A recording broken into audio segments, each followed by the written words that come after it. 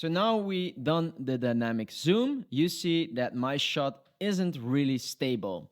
And the cool thing is that DaVinci Resolve built in a stabilization software. It's pretty easy. You have different modes. You have perspective, you have similarity, and translation. And guys, I tried them out, all three. I love perspective. The only thing I figured out is that if you have shaky footage or you turn your video camera, then I would recommend translation or similarity.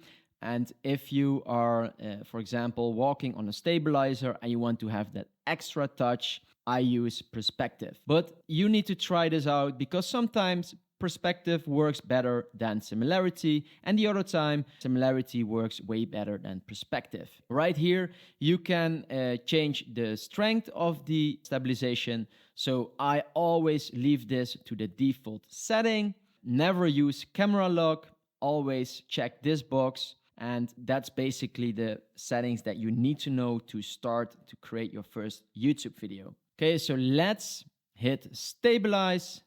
And boom, let's play the video. It's way, way better than it was before.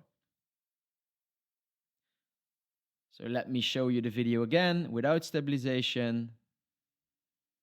And now with stabilization, you see it crops in a little bit. Way better.